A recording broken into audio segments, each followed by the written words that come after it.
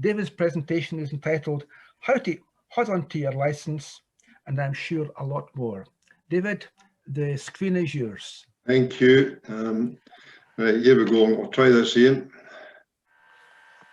Good boy. Working so far? So far. Yes. Okay. Yeah. Everyone see that? Everyone happy? Yes. Good, good, good. Right, President Bill, thank you very much for the invitation, opportunity to speak to you tonight. And obviously I bring greetings from the Rotary Club of Kilmarnock. Now, as you can see, my talk tonight is titled Hold On to Your Driving Licence.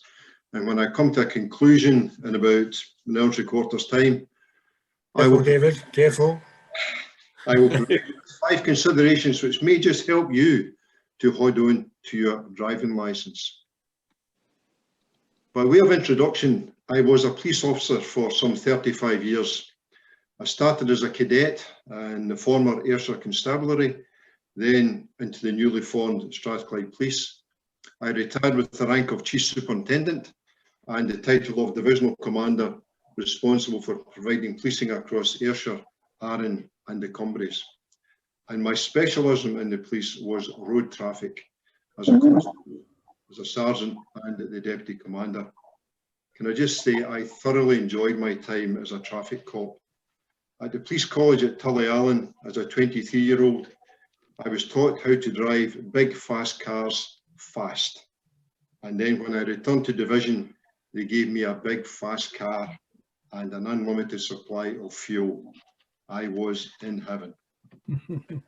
On retiring from the police in 2011, well, it's actually I retired from the police in 2003 and had an RV job that kept me going for 8 years. But in 2011, I was appointed as a Justice of the Peace for North Strathclyde, based primarily at Kilmarnock, but I have visited courts in Campbelltown, Oban, Lochgilphead, Dumbarton, Greenock and Paisley, either to take the bench or as a justice appraiser. As JPs, we deal with low-level crime, such as breach of the peace, drunkenness, minor theft, and a lot of road traffic offences. The majority of road traffic offences come before the JP court. As an aside, I don't know if you're aware of this, all justices are volunteers. They are unpaid and receive travelling expenses only. We have to commit to a number of court appearances every year and also undertake a specified minimum number of hours training every year. So, pre-COVID, probably the one thing most of us did every day was to take our car onto the road.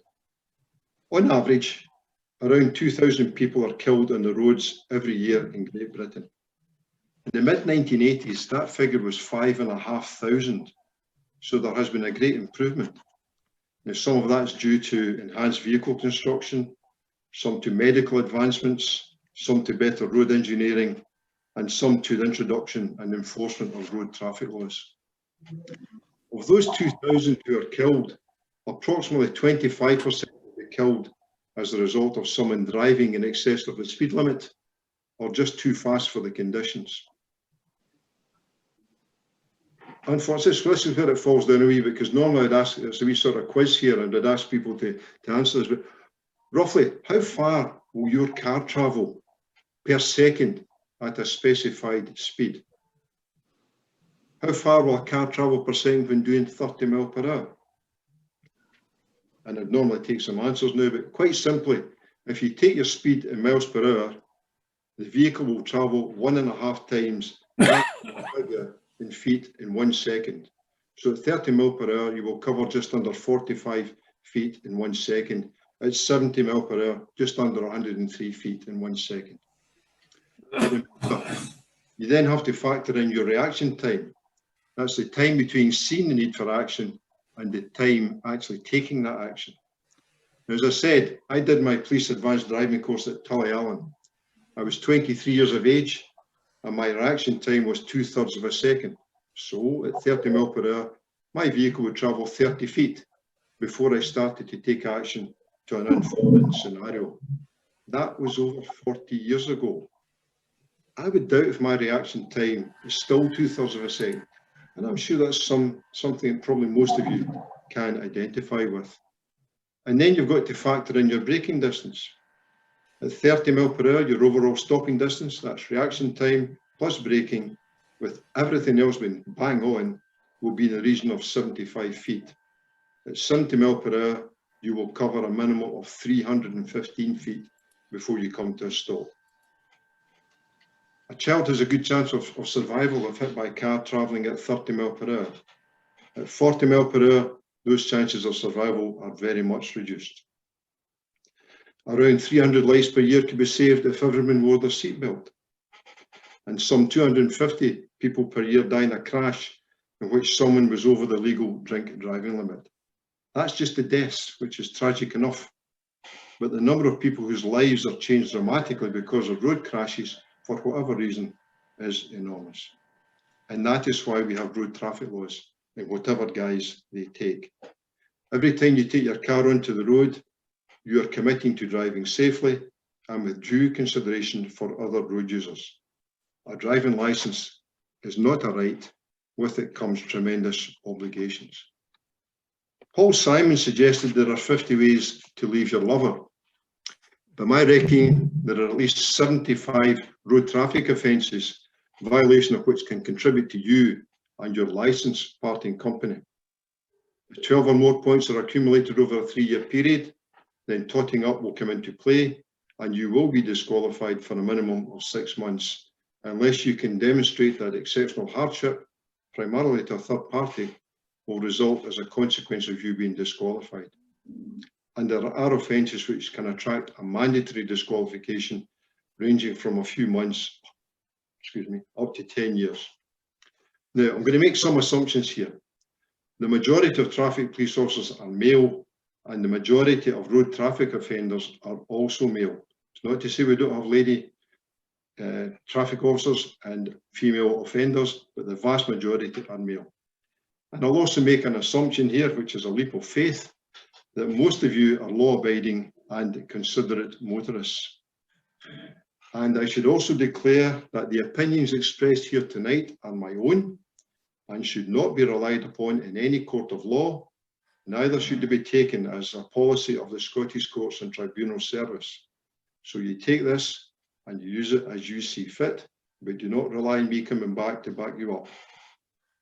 Right, road traffic offences come under 2 main headings.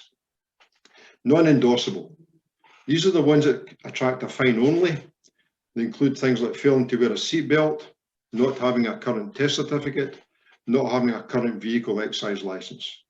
You can have as many of these as you want without affecting your driving licence. It will affect your bank balance, but not your licence. Endorsable. Many road traffic offences carry the prospect of having penalty points added to your driving record. In 2018, which is the most recent year for full stats, 127,000 road traffic offences were committed in Scotland. Of those, 29,000 were for speeding. So that's almost 25% of the total, and that does form the bulk of the caseload. In other words, 347 people per day fall foul of the Road Traffic Act, with 80 people per day being booked for speeding. I've got to tell you, the number of offences have been falling steadily since I was appointed 9 years ago. Compared to 2013-14, the overall figure is down 57%. And you've either got to ask yourself, are there fewer people committing driving offences, or are there fewer traffic officers out and about? Many offences are dealt with by way of a conditional offer of a fixed penalty, or as you probably more know it, a ticket. The conditional bit is that you accept you're guilty, you pay the face value of the ticket, and if appropriate, accept a number of penalty points specified within a specific time period. That means you do not go to court, the police do not have to submit a report, the fiscal service doesn't have to consider the evidence, and a court doesn't have to convene. So everyone wins. And just remember, the court is not obliged to simply reissue the penalty contained in the ticket.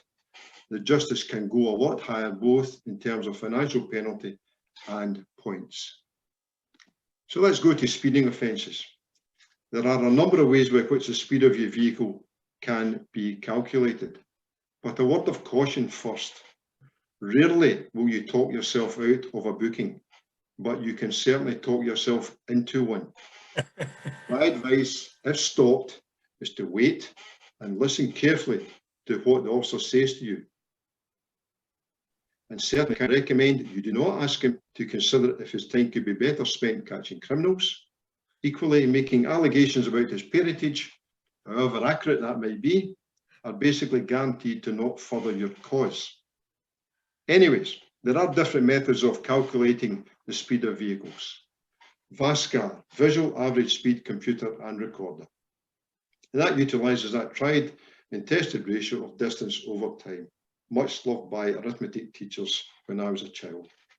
Officers can key in a preset distance, then monitor traffic from a suitable vantage point. Using the time switch, the speed of a suspect vehicle will be instantaneously shown on the unit. You may also see white squares painted on the roadway, and these are VASCAR cue points, with police officers sitting some distance away, recording when your vehicle passes over the squares. And they can also use VASCAR when following your vehicle, or worse, even record it when you are going in different directions. The handheld gun, an officer standing at the side of the road or seated in their vehicle, and this relies on the Doppler effect and was developed from wartime radar. The unit emits a laser, usually aimed at the number plate of the offending vehicle, and the frequency of the return signal is converted into miles per hour of the target vehicle. The bad news is that the target vehicle can be up to as much as a mile away and can even be used in the dark. So there would be a very good chance that you would not even see the police until they start to flag you down. Now, my understanding is that the police officers must be able to form an opinion that the vehicle they're about to target is exceeding the speed limit. How they can do that from a distance of a mile away or in the dark might well be the subject of the considerable debate and questioning, but that is the capability of the handheld gun. You will be stopped at the time in the majority of cases. You should be shown the readout on the unit and its operation explained to you. Patrol car following the offending vehicle. Using their calibrated inbuilt speedometer, the officers will follow you at a standard distance and record your speed over a distance, normally a minimum of 0.2 of a mile. You would be charged with driving at speeds, for example, of between 40 and 42 miles per hour, as the calibrated speedo cannot give a readout. Now, we all check our rear view mirrors every 3 or 4 seconds, don't we? It takes 23 seconds to cover 0.2 of a mile. So if an observant driver had been checking their rear view mirror, no one would ever get caught by a patrol car following them. But it happens. In all of these instances, you will be asked to go to the police vehicle. You do not have to go, but it does make officers suspicious. If an officer tells you you are under arrest, then your options are very much limited, as he can then use proportionate force to acquire your cooperation. Your details will be taken and checks made to ensure you're not disqualified, or worse, wanted on warrant. This will also determine if you are eligible for a ticket. If you are on 9 points, you would not be eligible, as disqualification is looming. You should also be given a Section 1 under the Road Traffic Act 1988, a warning that the circumstances will be reported for the consideration of a question of a prosecution under a number of offences. And this gives the Crown options as to which charge to proceed with, for example, dangerous driving instead of purely speeding. However, the officers may also consider that your speed was so excessive that a fixed penalty ticket is not a suitable means of disposal. The circumstances will then be the subject of a police report to the Procurator Fiscal. The static camera van or static camera, you will not be stopped at the time, but we'll get a nice wee letter in about 14 days asking you, as the registered keeper, to identify who was driving your vehicle on a specified time and date and at a specific location. To fail to identify the driver attracts a much more stringent penalty. For all speeding offences, the ticket penalty is 3 points and a £100 fine. If you go to court, it is a minimum of 3 up to 6 penalty points and a fine of up to £1,000. No insurance. I mentioned that the police officers will carry out a number of checks on you and your vehicle, and one of these will be to determine if your vehicle is insured for third-party risks and that you are entitled to drive that vehicle under that policy of insurance. Insurance is an absolute liability charge. You've either got insurance or you don't. The conditional offer, the ticket penalty is 6 points and £300. If you come before the bench, the points range is 6 to 8 and a fine of up to £2,500. Now, my experience from the court is that a lot of no insurance cases come before us because of a failed direct debit for whatever reason, with the insurance company at some point cancelling the policy. Personally, I pay my insurance in a one-off. That's the easiest way. Handheld devices. I'm continually amazed at the number of people that appear before the court in respect of using a handheld device.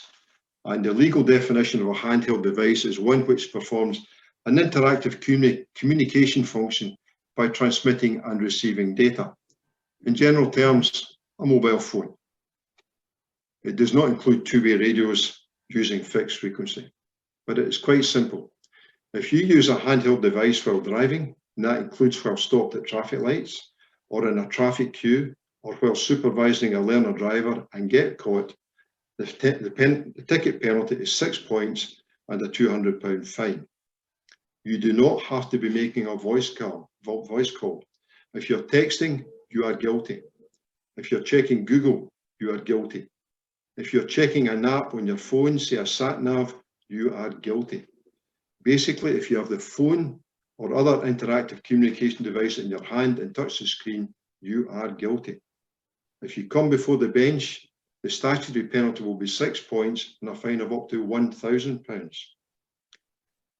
What is of interest now is that prosecutors take the view that using your handheld device to take photographs, say of an accident as you pass it, is not classed as using. However, should that be the situation and you are actually driving at the time, you could face a charge of not having full control of your vehicle, which potentially could attract more penalty points.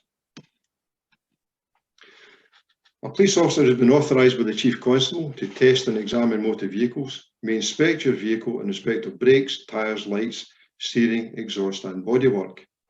The good news is that if you have 4 defective tyres, you would only get 3 penalty points, not 12. You might well get 4 fines, but only 1 set of points. The other good news is that if the defect found is a minor one, such as a fused bulb, you may be asked if you wish to participate in the Vehicle Defect Rectification Scheme, or VDRS. And if you get the defect repaired and checked by a testing station and return the form duly stamped within 21 days, there will be no further action. Drinking and driving. Hopefully, as you're aware, the limit for drinking and driving is different in Scotland to the rest of the UK. We have a 22 microgram limit, whereas elsewhere it is 35 micrograms. I'm often asked, what does that equate to in terms of drinking? There are so many variables involved that it's impossible to give a definitive 1 drink or whatever. What's your stature? When did you last eat? What did you eat? How are you feeling? Are you on medication? When did you last have something to drink? What did you drink? What was the specific gravity of the beer? Only 1 glass of wine, officer? Yeah, but it was a 25 centilitre glass, or a third of a bottle. Or was it a house measure of malt whisky? The honest and only surefire answer, if you intend to drive, don't drink at all. If a police officer in uniform suspects you to have been drinking, he will require you to provide a sample of breath for analysis. Again, which ones are in uniform as defined by the Road Traffic Act? There used to be a commonly held notion that by not wearing a hat, a police officer was deemed not to be in uniform. Now, given that the majority of police officers don't appear to have a hat now and don't seem to wear one, that myth was debunked some considerable time ago. If it looks like a police officer, says he is a police officer, says things like "evening all" and "out of the car, Lewis," and has a somewhat condescending attitude towards the notion of innocence until proved guilty, there's a good chance he is a police officer. You could always ask to see his warrant card, but may I refer you to my earlier statement? You can always talk yourself into a booking. So, failure to provide a breath test at the locus is an offence. That alone attracts a financial penalty. If you do decline or fail to provide or provide a positive sample, you will be placed under arrest. So there really is no point in not trying to provide a test, and you will be taken to a police office. At the office after being booked in, you will be further required to provide 2 samples of breath for analysis. Both samples will be analysed and a higher reading disregarded. If above the prescribed limit, you will be charged and more than likely released on an undertaking to appear at the local court, usually the following week. Again, failure without good reason is a slam dunk and will lead to disqualification. And there is an alternative charge of driving where your ability to do so was impaired through drink or drugs. And the statutory limits of 22 milligrams don't come into this at all. A police surgeon will determine your ability to drive through a number of tests, such as walking a straight line, touching the tip of your nose, standing on one leg. The decision to charge you with this particular offence will have been taken by the police, and you don't have to be in uniform when you are first stopped. For example, you may be unsteady on your feet, your eyes may be glazed, and your speech slurred. And you can still be convicted under this section, even though your breath count is below the permitted level. If the small amount of alcohol you have taken impairs your ability to drive, as determined by a doctor, then you are guilty. And the example I would give you is a 17-year-old who's just started driving and really hasn't learned how to drink properly. In any event, either charge attracts the same penalty, a minimum ban of 12 months and a fine in the region of £600. And if you have a similar conviction in the previous 10 years, that disqualification goes up to a minimum of 10 years. Sorry, 3 years, not 10. As a young traffic cop, I had occasion to stop what I considered to be a classic drunk driver. The guy was weaving from side to side as he was driving along, unnecessary braking, accelerating, slowing down. He was duly stopped. There was a strong smell of alcohol. When I asked him to get out of the car, he was very unsteady on his feet. So I arrested him and took him to Kilmarnock Police Office.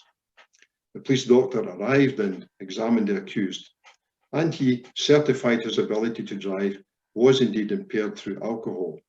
However, the police surgeon, who was my own GP, suggested I should not make reference to the accused being unsteady, as most people who have a prosthetic leg do tend to be unsteady on their feet. But he was pissed as a fart. Paying tickets. Many drivers don't pay their ticket.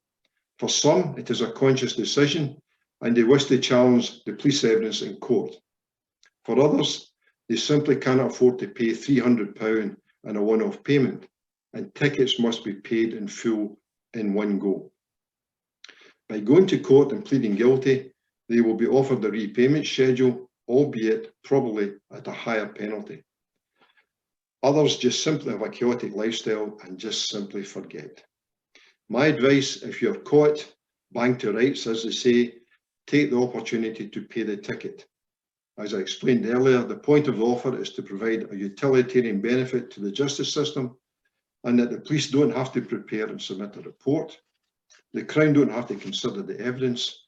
The bench doesn't have to convene the evidence and pronounce sentence. If you go to court, there is a good chance that you will find at least double, if not more. The points may not be that much more, but the fine will.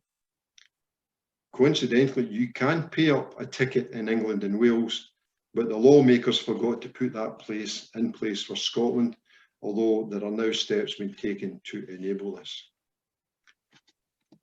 There are some occasions when points or a disqualification can be avoided. Special reasons. This refers to the circumstance of the charge. For instance, you may have taken your wife out for an evening, let's say to Wetherspoons, for a fine meal. You have been participating in a few orange juices. but you've upset some of the locals, quite probably by simply being there.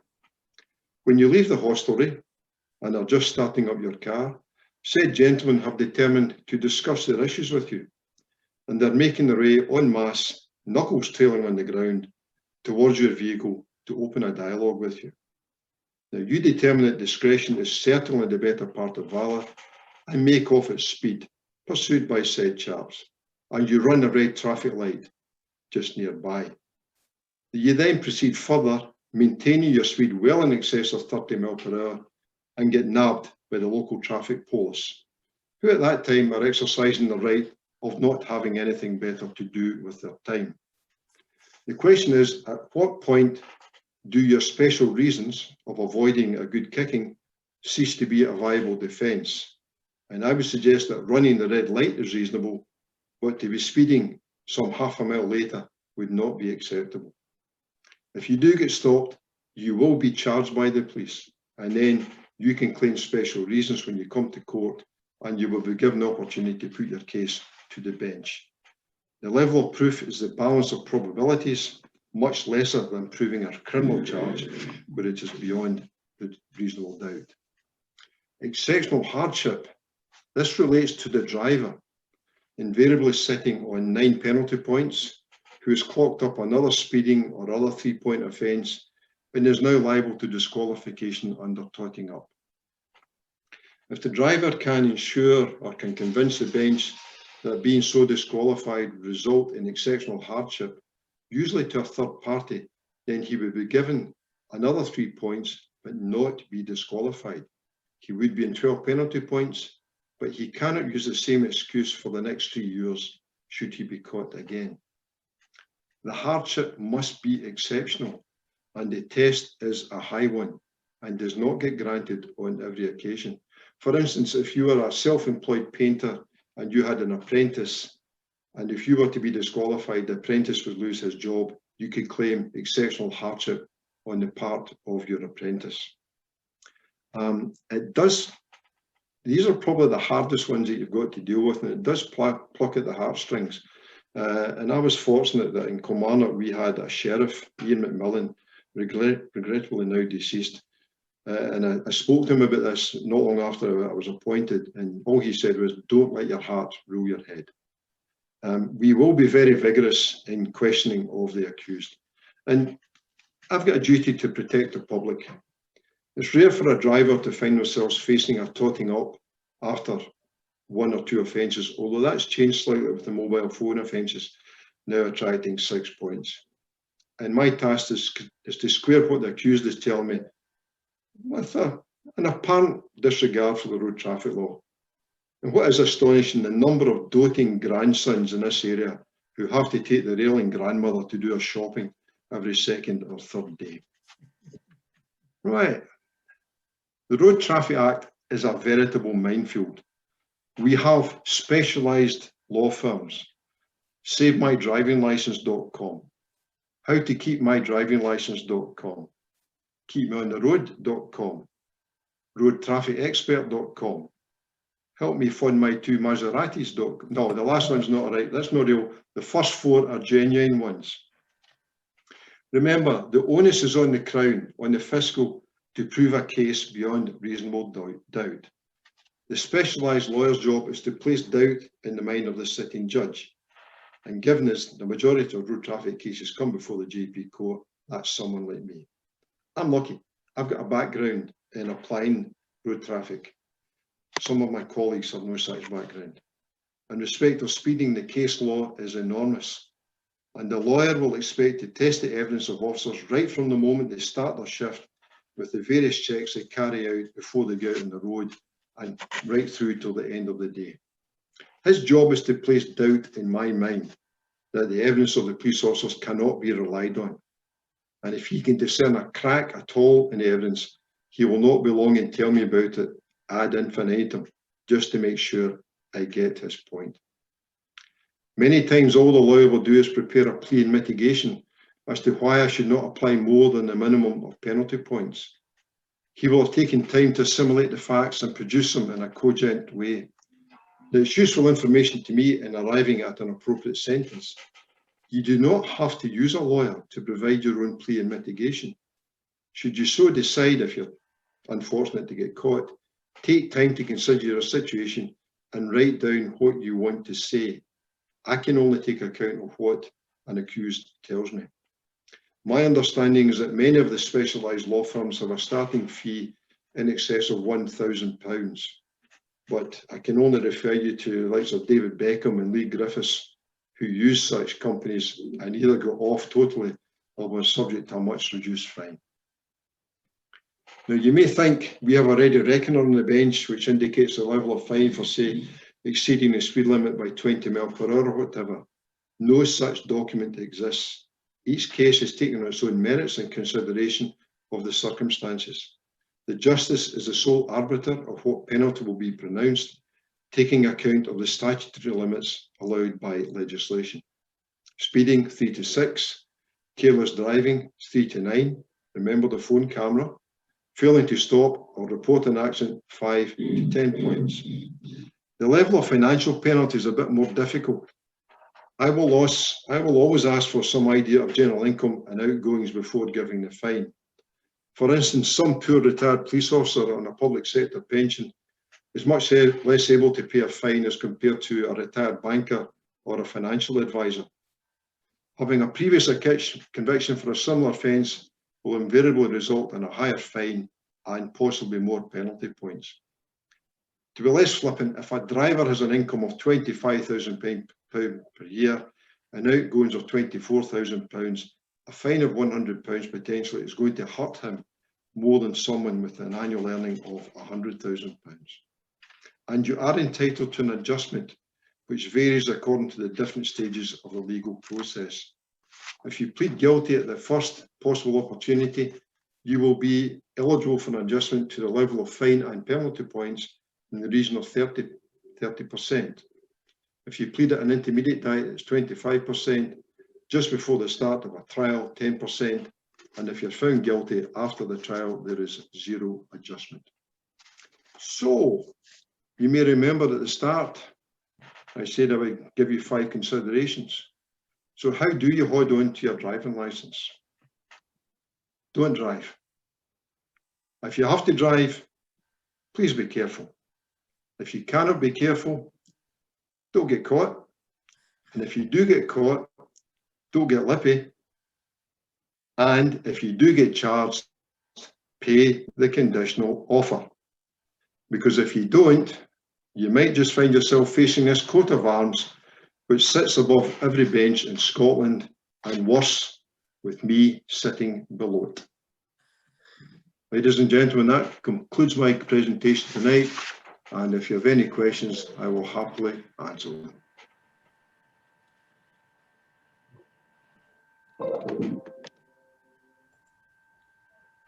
Thanks, David. You're welcome. Any questions? Right. Andy, come on, mute Andy, please. Right, on you go, Andy. Unmute. Andy, you're still That's muted. better. Right, yep. David, do you know in advance the cases coming up in front of you? For instance, say, you know, Ian Shaw suddenly appeared in front of you for a traffic offence. Yep. You know, can you disqualify yourself by saying, you know, wait a minute, I know that person, or you know, what would happen in those circumstances if somebody that you know suddenly appears in front of you? What we do is, right now, you just, if you go on and Google JP court rolls and look for Kilmarnock, you will see the cases that are coming up next week, right, or the next 7 days. Okay. Yeah. So I look at that beforehand, and all you get is a name and a reference number. You don't get any other details. I don't know what the charge is. But say we did go to court and Ian, we'll use an example, come up in front of me, I would give Ian the opportunity for me to listen to his case, or more probably I would, what they call, recuse myself. Yeah, it's probably better that I say no, and Ian would have to go back at another date. But you don't know beforehand.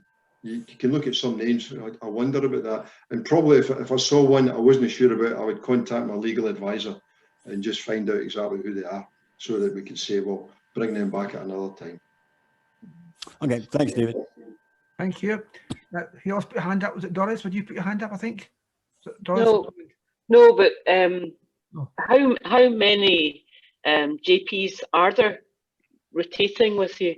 And sitting at Kilmarnock, there's currently 19, but there's 5 retire in the next year and a half. When I first started, we worked at both Irvine and Kilmarnock, and we had a 3-man bench at Irvine for trials, and indeed at Kilmarnock, but that we stopped, the Sheriff Principal stopped that last year.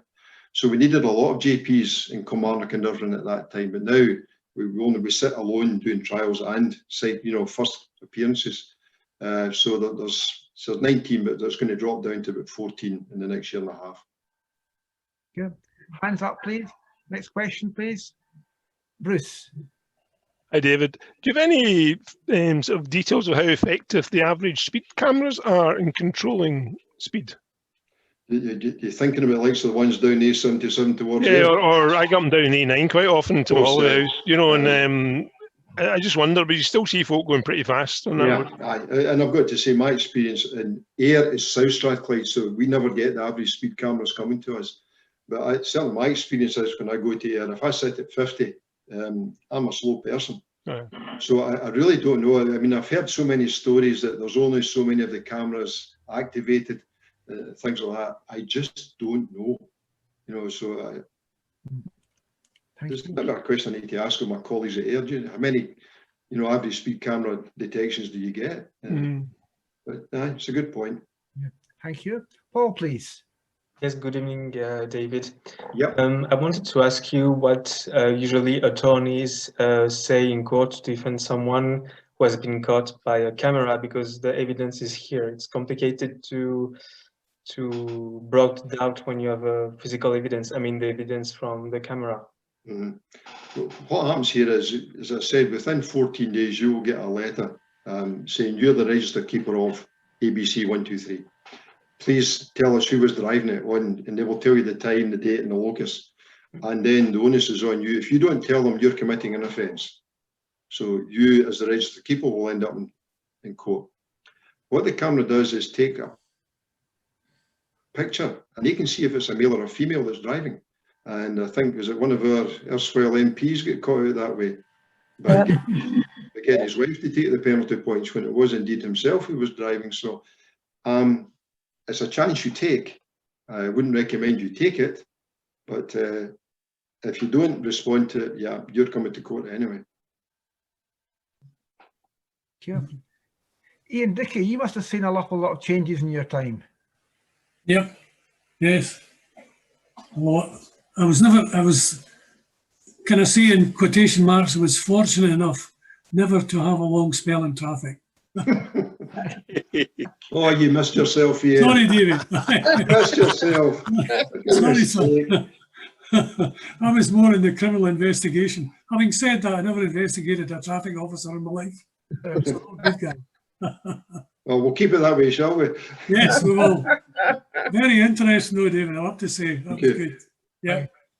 Yeah. Hey, Joyce. John Waddle and I shared a few experiences, but a light speech, I'm not going to fire him in, Joyce. It's okay. I don't know whether the question should be directed at David or whether it should be directed at Ian. If Ian can afford to pay the fines better than I can, should he not be paying my fines? In saying that, I have not had a road traffic fine for anything during my service and since, but I did fall foul of the law before. And that's young and reckless and on a motorbike. Seriously though, I think one of the problems is there's not enough traffic officers out and about. That's the problem now, yes. I agree with that. I think that's the problem. Yeah. I mean, as you said, David, you're driving along there, observing the speed limit, and somebody goes past you so fast, your car shakes. Yeah, yeah. You know, with their phone in their hand. Aye. Yes. No, I agree, but there's not enough traffic officers about. Yeah. Yes, Lizette, please. I think, I may be wrong, but I think that we're seeing an awful lot more older drivers on the road. And I know from friends of my own that there are a number of them who are driving and they have medical conditions which should exclude them. And I'm talking about I only take an odd ischemic attack, or I have diabetes. And I thought after that dreadful accident in George Square in Glasgow 9 years ago, I thought that the law had changed and they were being a lot more severe with those of all ages who had medical conditions that affected their driving. But I'm amazed at the number of people who are still driving. Are you getting more accidents coming through where someone has something wrong with them in that way, perhaps through age? Funny enough, I was in court last week and I had an 85-year-old lady in. It was just a bump in a car park. She just panicked, the old dear. You could see that. And she was a carer for her 89-year-old husband. You know, and it was a simple scrape. It should never have come to the court. But it cost her 5 points. That's the minimum I could apply. You know, but I mean, once you reach 70, obviously you get a license for 3 years, and it has to be renewed and renewed. As I understand, you've got to provide a medical declaration that you are still fit and capable of driving. How many people go to the doctor? I really don't know, because I haven't reached that. Ian, perhaps you can tell us. Do you go to your doctor? Cheeky beggar. What makes you think I'm that old? It's just. I must admit I don't. And I haven't actually had I don't remember. She's got a license. Oh no.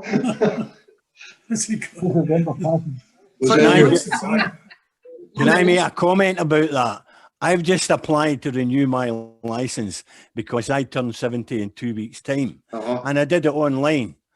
And it never asked me have I got a medical certificate. Asked me if I had a whole load of medical conditions, but it never said, have you been to your doctor or anything like that. No. Yeah, and I think if you tick one of those boxes, then the process will start then of that you have to get in touch with the doctor. Yeah. Zed, come back to you again. Sorry, I didn't get to diabetic. Only just discovered just before my 70th birthday, and my license had to be renewed. And I have to go through hoops, and everywhere I go, if I go to the doctor, I go to the hospital for my diabetic condition, and they will always say to me, do you follow the rules? Are you careful? Have you declared everything? And I do, because I really am very good at following rules, because you hurt other people. Yeah. But I thought that had become compulsory. And I'm quite shocked at the friends that I've got, because I know I met another gentleman, and he said to me that the doctor had told him he had to take his insulin reading his glucose reading 3 times a day, and if he didn't, he would report him to the DVLA. Yep. I think I thought that was becoming compulsory, and I think it should be compulsory if you have any medical condition which would affect your driving ability. Yeah. Thank you. Hal, please. Yes, I've noticed around here that with COVID going on, people seem to be speeding more because they think that not only is there. I keep showing people, no, the traffic laws have not changed, but people don't seem to agreeing with that. Is that true in Scotland as well? Well, our courts have only just started back up, Hal, so we're just starting to see the cases starting to come through now. I can't say that I've noticed a great increase, but certainly the number of offences are up. But we might just be playing catch up in the past 6 months. Mm-hmm.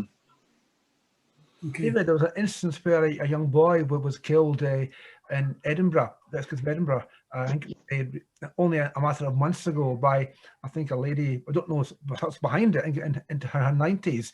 Do you think there should be a case of getting to a certain age, whatever that age be, that there should be an annual driving test for people of that age? I think there should be some sort of assessment of competence to drive. Because let's be honest, if you take our driving license away from any of us, we would feel so isolated. As I said at the start, it's, you know, you've got to earn it, and it's not a right. You know, you really need to show that your ability is not impaired in any way. But should there be a legal requirement if you get 75, 80, 85 to take a test? I apply the law, Bill. I don't make them. Right. That's for others. No. But yeah, but you think if we had that, it would bring down incidents. I've got to say, I mean, in general, I don't get that many older accused people in front of me. Obviously, when I get my court sheet on, say, a Wednesday morning, I'll look at the dates of birth, and you see some from 1935, you say, wow. You know, normally they're around about the 1980 mark and younger coming before me. So in general, the majority of road traffic offenders are 20 to 50. It's very seldom you get one much above that. Right. Any more? Hey, all right. Joyce and John both had their hand up there. No, it was a joint. Just a response to Rosette's comments earlier on. If you're diabetic, you should be checking your sugar before you drive every time you get behind the wheel. The problem is it's not compulsory with regard to your condition at the time. If you were involved in an accident, or if you some of the comments that David was making earlier on, if you're perceived to be unfit to drive and your sugar level is below 5, then you could be charged with being unfit to drive. Yeah, you could and be. Likewise, if you are driving, say you're doing Glasgow to London or something like that. No, that's allowed at this particular moment in time. But if you're doing Glasgow to London, a 7-hour drive, then you should be checking your sugar levels at a minimum every 2 hours. So you're checking it before you move off, and you check it as you go along. And the thing is, nowadays with the blood glucose monitors that we use, they are all downloadable, so they know exactly when you checked your blood and when you didn't check it. Right. So it is compulsory in as much as if you don't do it, then you're more liable to get hit with a heftier fine if you're up in front of David, because you've just literally ignored all of the advice that's given to you. So. And the thing is that for someone like me, I'm the absolute opposite on the scale. That they said to me I probably would never ever have a hypo, because I actually have severe hyperglycemia, and my sugar levels go extremely high. And so I would have to be careful of that, because I could fall asleep.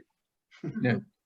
So it works both ways. Yes. So, and that's type 2 diabetes is a very weird one to control, but very many people have it in Scotland, and it is something that does affect your driving. You are correct, and if you're driving over a period of time. Type 1 diabetics are even worse, because you're having to inject, umpteen times a day. No, I'm sort of halfway in between, so I have to inject the same way. I had to get the button at the bottom of the screen to say it was okay for me to drive police cars at one point. Right, I'm just going to give Colin. Colin's been very quiet down here. Colin, what's the opinion of people in Ayrshire regarding what average speed cameras are active or not? Gosh, there's a good question. There's a good question. The person who can provide the roadmap of that, I suspect, will be worth a fortune. No idea. I'm a bit like one of the previous speakers. I sit on the A77 sometimes, and people go past me at a rapid rate of knots, and I wonder, are they being photographed? So yeah, absolutely no idea. The whole thing for me is quite peculiar. I also think sometimes the system doesn't take into consideration the fact that, okay, you might be speeding, but you're speeding on a road that is completely empty in the middle of the night. What's the difference between that and someone who speeds during the day in a built-up area? I don't know. It's the whole thing is incredibly contentious, as you can imagine. Right. Not for me, it's not. Right. One last question. That's from Ian Shaw. David, Yes, Ian. well, Alec had his hand up earlier on, Bill. But, He did. Sorry, Ian and then Alec. Sorry, Alec. It's Okay. sorry. Yes, you Ian. mentioned handheld devices, David. Yeah.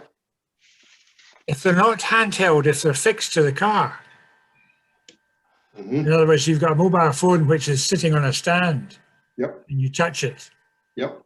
Is that a penalty No. if you're caught? No. But see if you crash your car, you're driving without due care and attention. 9 points. Yeah. Okay. We'll get you one way or other, Ian. It's all right. No, if it's in a cradle, that's allowed. You must be holding it in. It must be handheld. Right. I wondered that. I would suggest to you, not a good idea at all. Yeah. You've seen, I know that you saw the one in the news a couple of months ago, the guy in the lorry, Yes. looking at his phone, then looks up and the car in front stopped and he just plows into Straight and kills into people. yeah. No, could you live with that? No. For a phone call, Even Bluetooth in my car, I am loath to use it. I really am, because it's so easy to be distracted. Yeah. Thank you. Right, last question. Alec, please. Yeah, a couple of things. The first one is that now I'm 73 and I've never had any queries license-wise since I applied to the renewal. Saying that, I'd be hard put to tell you who my doctor is. It's that long since I've seen him. So that's fine. But on another aspect, we had a friend in the old club in the Johnstone Salkets who at one point had a health issue and his doctor advised him not to drive. And without thinking, he sent his license back to the authorities. Yep. And to all intents and purposes, never got it back. No. Despite being told he was fit to drive again and all the rest of it. Yeah.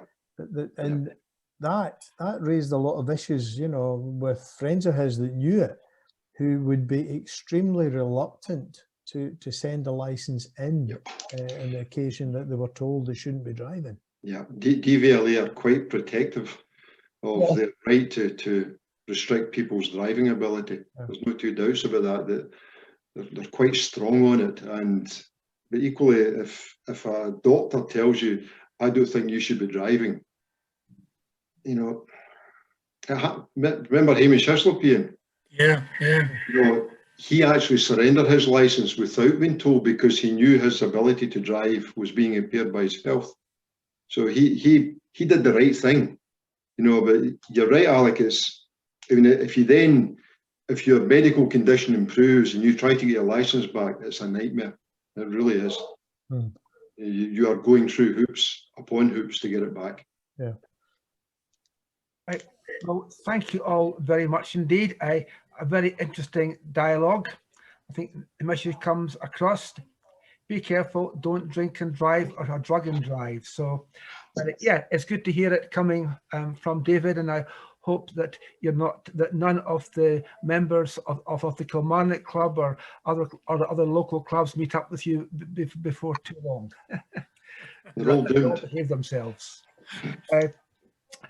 David, on behalf of the club and those present tonight, can I ask you very much, and thank you very much indeed for giving us your time tonight. It's been very interesting. We've seen you at a number of our meetings, and again, as club members, the E-Club are very grateful to your club for all that they have done to sponsor the E-Club in Scotland. So thank you very much indeed. Thank you. Thank you.